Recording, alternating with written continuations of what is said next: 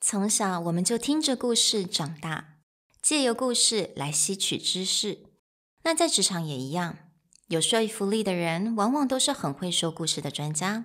让我们今天来了解该如何学习领导者跟专家利用故事提升我们说话的影响力。Hello， 欢迎来到 Executive Plus 主管双语沟通力的 podcast。我们希望带给大家最实用的沟通工具，包括了成功人士对全球市场的分享、职场英语的技能、跨文化沟通技巧与其他能帮助您成为出色领导者的工具。Hi, I'm Sherry, founder of Executive Plus. As a language trainer and certified coach, I've trained hundreds of managers from Fortune 500 companies such as Dior, Google, Deloitte, and Yahoo. And I'm Nick, Director of Communication Strategy at Presentality. I've helped startups raise millions of US dollars in funding and train the executives of publicly listed companies to present on the global stage. Welcome to the Executive Plus podcast, where you can take your communication and language skills from good to great.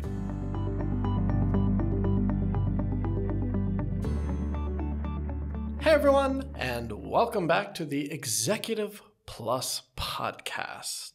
In our 38th episode and the fourth part of our persuasion series, we're going to take a look at how using storytelling, specifically stories about the future, can be used to persuade someone and frame a future in their mind. 我相信大家一定都非常了解这种 story 它的力量在哪里。那大家也都知道，很多人卖东西啊，或者是业务啊，或者是就算是很多老板，特别受欢迎的人，特别是那种很会说故事的人。那我们今天要介绍的第一位 master， 他的名字叫做 Doris Kearns Goodwin。那他是个历史学家，他专门去研究很多历史的领导者。那他也有很多非常有名的书，他也得过 Pulitzer Prize。那他就讲到的是Lincoln。那我相信大家都知道 Lincoln， 但是大家可能不知道 Lincoln 他其实是一个非常厉害的 storyteller。在他每一个 speech， 他一定都会用 story 的方式去做他的这个结构。There's always the three parts about his speech. So the first would be, this has been the issue, which is the past. And then this is where we are now, which is current. And this is where we want to go, which is the future. So when you look at these famous historical speeches, so Lincoln has the Gettysburg Address, which every student in America has to memorize at some point. We just passed Martin Luther King Jr. Day in the US. Last week, we talked about the I Have a Dream speech. But you always have this function where really effective leaders will paint a picture of the future. Where are we trying to get? When I'm trying to take this great nation, according to Lincoln, where are we trying to get as a nation? When you talk to Martin Luther King Jr., he's talking about where do we take racial injustice, or where do we actually create racial harmony in the future? That's his, I have a dream about where we're going. And so our goal is, how do you use a storytelling structure, this beginning, middle, and end, to paint a picture in someone's mind of the future so that they can get on board with that future? And I think I was having a lot of conversation with Nick, and he was telling me that, with a lot of pitches, right, that startups would pitch, the investors, what they really want to see or hear is the future. Right. So in Presentality, we work a lot with startups, but even large corporations, on how do you talk to investors, whether it's either a VC or an angel investor for a startup or an institutional investor. You're always painting a picture of what the future is going to look like and how you either enable that future or how you fit into that future. So I think, as Lincoln said, any great story has a beginning, middle, and the end. And an end, I think what we're talking about is the future of what we're heading to, right? So the reason that we wanted to share this, because not a lot of our audience is startups. A lot of people in our audience are managers or growing up in the company. So why do they need to talk about the future? Well, what we want to convey with this episode is the idea that if you're presenting to someone higher up in the company, especially a CEO, their job is to envision and create the direction for the company. So the way that they're thinking is always on that future. And if you can effectively paint the future that they're looking at, or paint even a better future, and what your plan in your presentation or what your department is going to do to help them get there, that's a really great way to connect with them and persuade them that you have the right ideas for the company. 就跟刚刚 Nick 所讲的一样，就是因为我们为什么要想分享这个单元呢？也就是因为我相信很多人，现在你可能已经是主管了，那你希望有的时候常常要做一个简报给 CEO 或者是 Board of Directors， 那这个时候其实他们所希望能够听到的就是这个未来，所以你会帮他们所画出来的这个未来。所以我们等一下会透过3种不同的方式来教大家该怎么样去讲这个故事，然后 help you to paint the future for the CEOs and for, anyone that's higher up in the audience seats. Right. Whenever we train someone within Presentality to tell this future story, we have 3 basic story arcs that they can use. The first one is something that people are fairly familiar with, talking about historical trend. A long, long time ago, we did this. So a historical trend is just that. You talk about, over a certain amount of time, what has changed in the industry. So you might say something like, 20 years ago, we did this. 10 years ago, we did this. Today, this is how we operate. But in the future, this is what we're going to do. 所以第一个就是我们利用历代的这种趋势，这种 trends。那刚刚 Nick 有讲到，至少有4个部分，也就是比如说20年前 20 years ago was this, 10 years ago was this, today is this, and the future will be this. I'm going to ask a really quick question now. Does it have to be 2 different historical trends, or can we have 3, or can we have 4 or 5? You can have as many as you need to make your point. Now, that doesn't mean go crazy and talk about, a lot of companies and presentations, they like to give you the milestones of their company. Oh my God, when did it start? 40 years, when did we start? Who started? That's not the goal here. What you want to do is focus, and based on our previous persuasion series, frame. You want to frame and hit a specific context. So you only need to make enough points for someone to understand the trend as a whole. Okay. Let me give you a very surface example. A very surface example would look like 20 years ago, we shopped in person. 10 years ago, we shopped on the computer online. Today, everyone shops on their phone. In the future, we're going to shop and then describe that future trend. But again, it's only 4 steps, but someone can get a clear picture, right? I could go farther back in history and be like, before we stopped in local stores, and then department stores existed, and then mega malls existed. But I don't need to go that far back, because since I'm going to talk about digital trends, I just need to stay within the most recent time. Right. Okay. So I would say maybe 3 historical trends would be the most, but 2 would be preferable, right? Yeah. Anything that gets your point across. Maybe you need 5. Maybe you can do it in 2. Only you can decide that, but make sure and test this on someone if they can understand where you're trying to take them. So let me take this surface example and talk about how someone in a company might use this historical trend to pitch a new idea. So let's say I'm in the marketing department and I want to shift how we advertise. I might say something like, 20 years ago, people shopped in stores, so we marketed in paper and magazines. 10 years ago, we started buying Google search words and Facebook ads when people started to shop online. Now, because everyone's shopping on their phone, we pay social media influencers to help guide people to our products.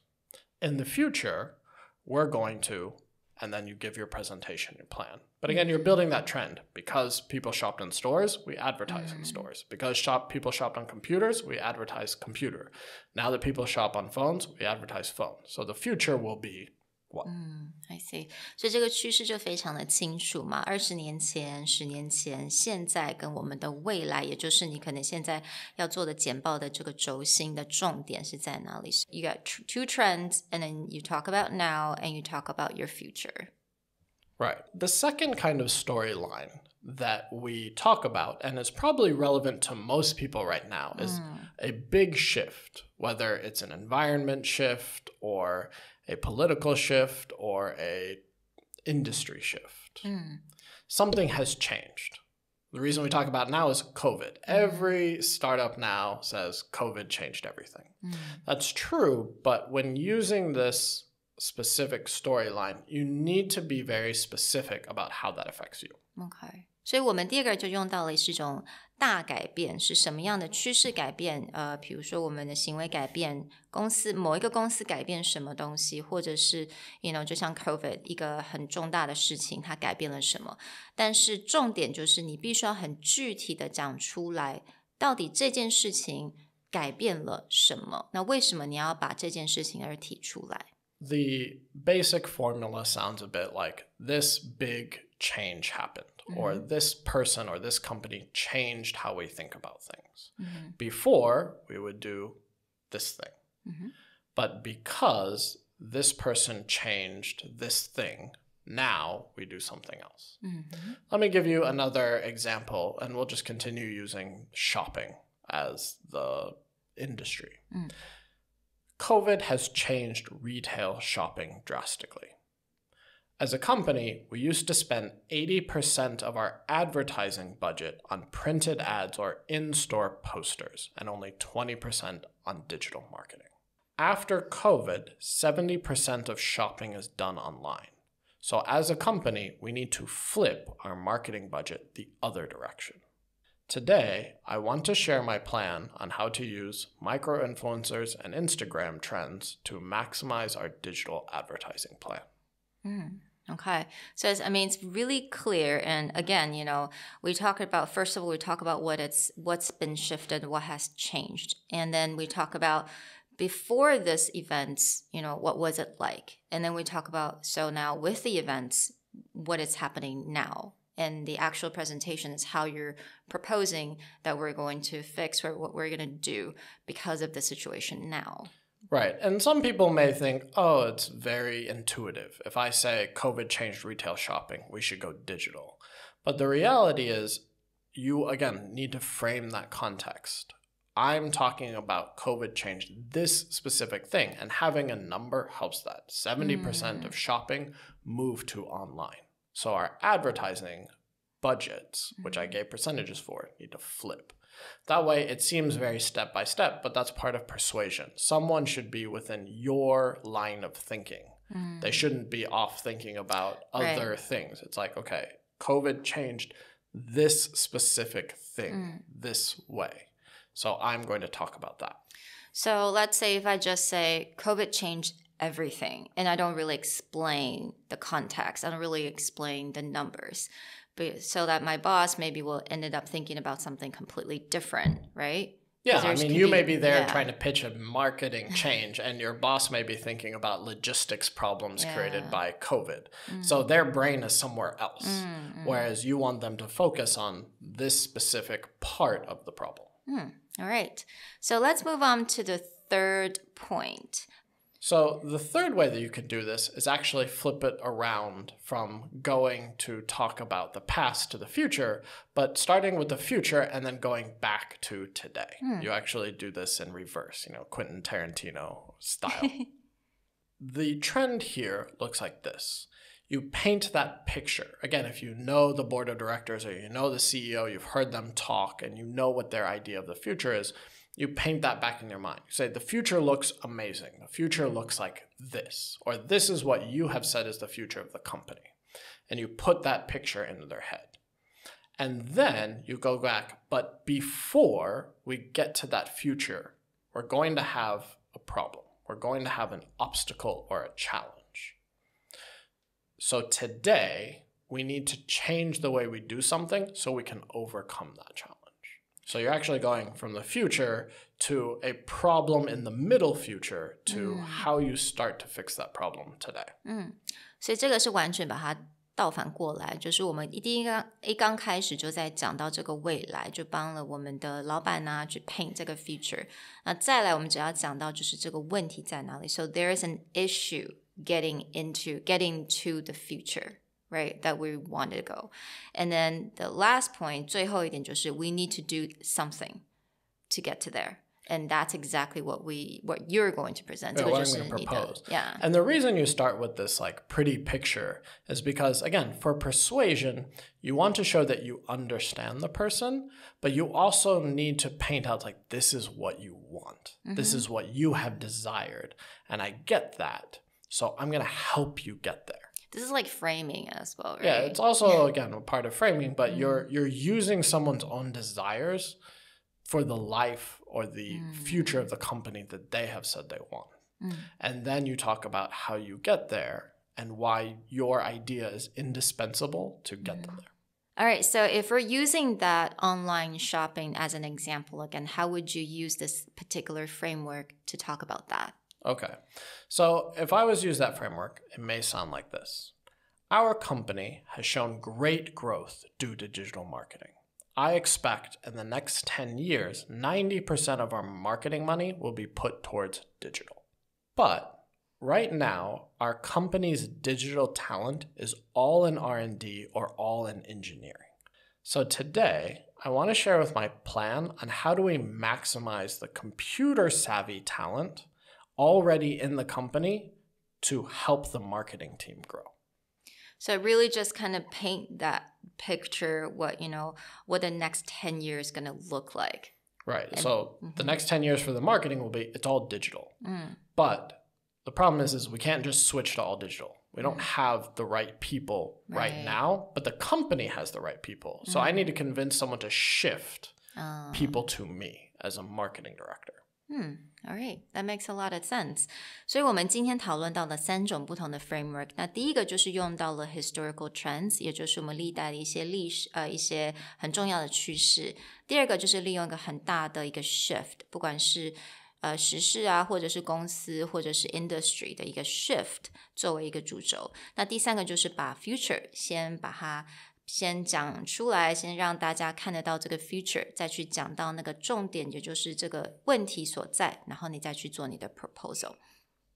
So I really hope you guys really enjoyed the episode today, and I'll talk to you guys later. Bye. Bye.